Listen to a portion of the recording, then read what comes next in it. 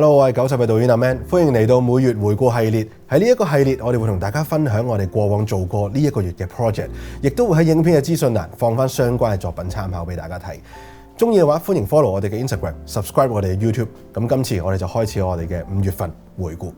喺月頭嘅時間會有啲參觀 studio 嘅項目，咁係乜嘢嚟嘅呢？就係一啲機構安排一啲學生，可能係初中生或者高中生嘅同學，咁上到嚟我哋公司去參觀我哋嘅 studio 啦，睇一睇我哋嘅器材啦，亦都會有啲行業嘅分享，一啲入行嘅經歷咁樣同佢哋 sharing。咁亦都會有啲簡單嘅體驗，可以有啲燈光嘅器材啊、攝影嘅器材俾佢哋簡單去掂一掂啊、試一試 set up 啊咁樣嘅。咁如果想知道更多，可以 follow 我哋90教室嘅 Instagram。然後啦，我哋就係有一個外出拍攝嘅服務。咁今次咧就係我哋受一個機構嘅邀請啦，去咗一個深水埗嘅過渡性房屋，為一啲基層嘅人士拍攝一啲嘅家庭照片。咁我哋除咗拍攝之外，我哋就會佈置呢一個嘅場景啦，會帶一啲嘅 backdrop 啦、一啲嘅布啦去裝飾個場景，亦都會現場有同事去幫手協調執靚個場景，等佢哋可以影到一個有家庭 feel 嘅感覺嘅照片。除咗現場嘅佈置之外啦，我哋仲會有即時嘅曬相服務啊！咁我哋影完之後，隔離就已經有個位置，我哋已經即刻揀好一啲相去即刻曬出嚟，然之後經過包裝再俾翻相關嘅家庭。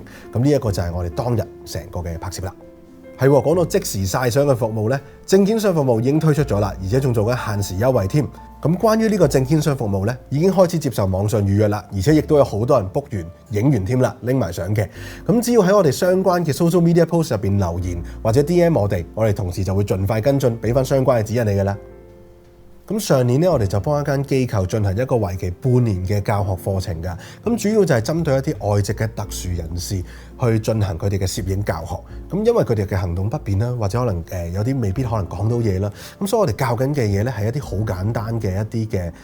攝影嘅教學嚟嘅，包括就係可能一啲簡單嘅構圖啦、相機嘅運用等等嘅。咁我哋可能最初教嘅時候，手把手捉住佢哋去教佢哋點樣去用個相機，點樣去簡單到可能點樣去裝個電池啊，點樣用個 SD 卡啊，咁樣去做嘅。咁跟住之後，我哋就會進行一啲嘅外出嘅攝影啦，咁帶佢哋一啲唔同嘅景啦去拍攝嘅。咁最初我哋可能都會擔心，可能影嘅時候未必有一啲理想嘅構圖去出到嘅，因為我哋終極嘅目標咧，其實係幫佢哋做一個相展嘅。咁但係個過程入邊亦都俾我哋好大嘅驚喜，就係佢哋會有啲好多嘅天分去進行到一啲靚嘅構圖，咁影一啲嘅植物啊，或者影一啲嘅街道啊，都俾我哋驚喜到，亦都係令到我哋覺得哇！呢個作品原來佢哋自己親手影出嚟個感覺係咁靚，咁所以咧我哋都好有信心幫佢哋嘅作品去曬相啦，然之後再去進行一個相展嘅活動啦。咁我哋最後就擺咗喺 JCC-AC 做一個嘅公開嘅展覽，等公眾嘅人士都可以睇到，其實特殊人士都可以做到自己嘅一片天，佢哋自己都有自己嘅才華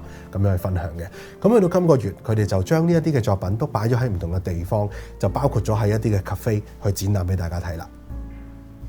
咁跟住落嚟，我哋去咗一個關於 Espas 嘅活動啦。咁呢一個活動咧，其實就係集合咗唔同 NGO 界別嘅人士喺入邊㗎。咁佢哋有唔同嘅攤位啦。咁其實我就今次過去咧，其實探下佢哋啊。咁點解咧？就係因為咧，過往咁多年嘅時間咧，我都有喺場內咧，我都認識10幾間 NGO。咁所以我就逐一過去同佢哋打下招呼啦，關心下大家嘅近況啦，睇下佢哋最新嘅發展咁樣嘅。係啦，咁其實好開心嘅嗰種感覺就係最初由客戶嘅關係，去後邊變咗做朋友啦，知道大家嘅近況咁樣啦。咁呢個感覺都好正，咁特別係講緊其中一次就係我哋上個月我哋咪去咗一個海洋公園嘅拍攝嘅，咁今次喺場內入邊其中一個機構佢哋都播放咗我哋呢一個嘅作品去作一個宣傳咁樣嘅，咁我當然都即刻拎個電話過去打下卡留念下啦，咁佢哋用咗一個70寸嘅大電視去播我哋呢個片嘅，咁我一見到就哇呢個仲唔係我哋嘅片，咁即刻影低佢啦，咁梗係同中心嘅同事去傾下偈，關心下呢段片點啊，即係出嚟嘅效果啲人睇到如何啊，咁佢就俾我嘅反應都好好啊！咁其實過嚟睇嘅人士咧，都話呢段片帶到佢哋嘅 message 啦，亦都會有一啲人關心佢哋提供嘅一啲 service。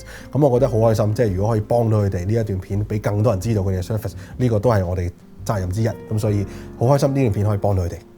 咁去到月尾啦，我哋去到月尾，其實我哋唔喺香港嘅，係邊個我哋咧？就係我同我 partner 阿 Mas 就唔喺香港。咁我哋就去咗巴厘島做一個公司 trip 嘅旅行啦。咁我哋就去放鬆下，去叉下電，跟住之後，因為始終我哋喺香港做嘢都比較長啦，咁所以就放鬆下，放慢個節奏啊。跟住之後翻到嚟再好好努力㗎。咁但係其實我哋話就話放鬆下啦。咁我哋過去都影咗好多相，同埋玩下航拍咁樣。咁可以喺度睇到我哋嗰時影嘅嘢嘅。咁今個月就係我哋90上上下下一齊經歷過嘅一啲 project 啦。而下個月呢，我都非常期待，因為我重操我嘅故業啦，就會有一啲宣傳嘅影片嘅製作㗎。咁喺呢個5月嘅時間，其實我就係做緊一啲前期嘅同客戶嘅會議啊、睇景啊，同埋做一啲前期 script 啦、storyboard 嘅製作咁樣嘅。咁所以喺下個月嘅分享就會應該同大家可以分享到我哋嘅拍攝嘅經歷啦，亦都會到時有花絮可以同大家睇得到㗎啦。多謝大家收睇呢一次嘅回顧，希望呢一段影片幫助到大家喺工作上或者製作上有一啲嘅啟發。如果有咩問題，歡迎喺下邊留言，我會盡快覆你哋㗎啦。鍾意我哋嘅影片，記得 like、subscribe 我哋嘅 YouTube channel 同埋 follow 我哋嘅 Instagram。咁下個月6月，我哋再同大家分享。再見，做嘢先。